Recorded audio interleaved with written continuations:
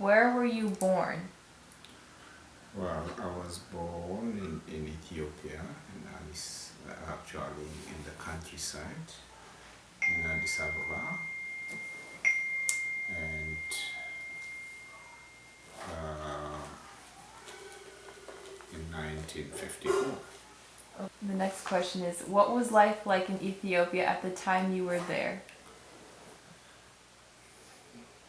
Uh, at the time I was there, since I was born, I mean, initially there was a king, Ethiopian king, which ruled Ethiopia for 40 years.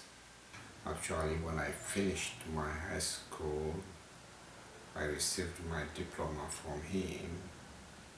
I have the picture to prove that. And then after that, somewhere around in 1974, he was there was really hunger in Ethiopia. Many people died of hunger in Ethiopia. So because of that, students, and I was a college student at that time, the students were rebelling against that. So because of that, the military came into that, took advantage of that situation, and overthrew the emperor, literally killed him, and took power. During that time, after that, there was a lot of killings. Students were killed by the government because by the military government. Initially, the military government was really liked because it overthrew the king, but afterwards it became very rough and killed a lot of people. So since I was a student, I got involved in that as a student, like many of the students, especially college students, got involved. So at that time in Ethiopia, many groups were formed. So I joined one of the groups and literally rebelled against the government. So the military government during that time killed a lot of people. So I couldn't be just sitting there and be killed, so I had to leave the country. So I immigrated to a neighboring country, Sudan, among other people, many other people, many college kids, many people in Ethiopia. So there were millions of people in Sudan. So I lived in Sudan for 2 years. So in the 2 years I lived there, I worked as a medical person. So when I was back in Ethiopia, I participated, we call it a revolution. It was a revolution. So during that time, there were a lot of killings. I saw a lot of killings. I had been wounded myself.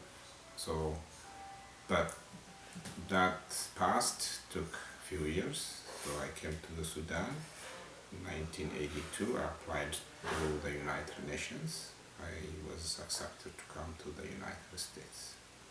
What's the story on how you came to America after this, and who helped you get to America? Yeah, that was really very interesting. So when I was in the Sudan, there was a job waiting for me. I didn't know what I was gonna run. I was very hungry. I had nothing in my pocket, literally zero. So I just walked into the United Nations office in Sudan, and I basically applied for help. So when I was doing that, some missionaries, Swedish missionaries, they were looking for a doctor, and I had a friend who was ahead of me, who was there already. He was working as a doctor. So somehow I got connected with them. So they gave me a job within a week. I arrived to the Sudan because they asked me if I would work, and yeah, they said I would. I mean, I said I would. So, and because that friend of mine was getting a scholarship to England, so they were trying to replace him. So I came at the right time. So that was a good timing.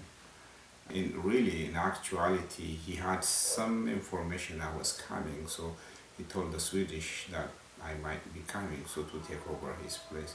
So I got the job. After a few days, they changed my clothes and they cut my hair because I had a very long hair, like I haven't had a haircut in almost 2 years.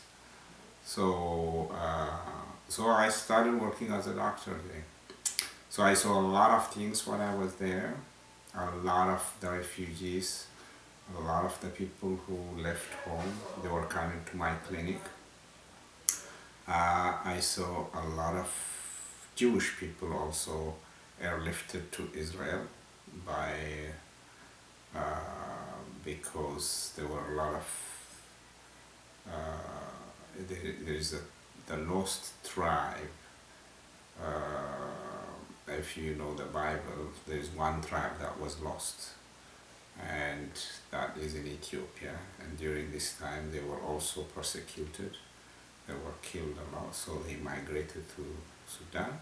So the Israeli government helped them airlifted. So my clinic was really helping them to get through that. So that was very, very important part of the history of my history. So that was a good part.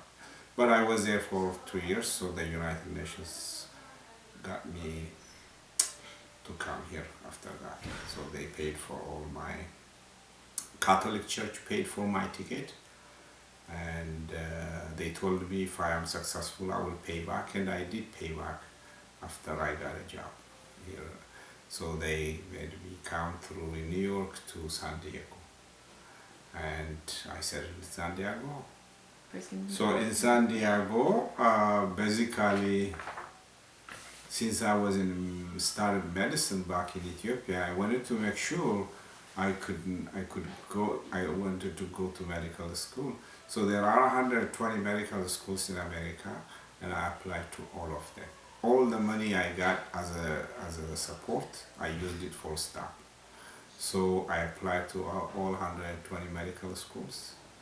And all 120 medical schools told me that I had to have some American education before I go to medical school in America, because I was not finished back home in Ethiopia. If I did finish, I could sit for an exam and I could go straight to medical school.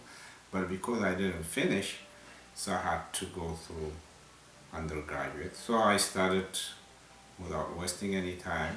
I got here in March. September I started at San Diego State, and somebody had sent my transcripts from Ethiopia, so San Diego State accepted a lot of it. So actually I finished microbiology in about a year and a half. Then they said I have to have 3 years of education, so instead of sitting around I studied my master's in public health, so that was finished in a year and a half. So in 3 years I got the 2 degrees, so I was accepted to medical school at UC San Diego. The rest is history. How long have you been a doctor? Now I finished in 91, so 25 years. How did everyone else in your family come to America? Like a brief summary, just how they Everyone else, my family, I am the first one to come, so basically I sponsor almost everybody. In my family, I mean, I got married to your mom about 18 years ago. So you guys didn't have to travel, you were born here, so but I have my brothers, my sisters. I've sponsored my brother Fantu, and then a guy. Then I sponsored a lot of other people who came here. So that's how they came.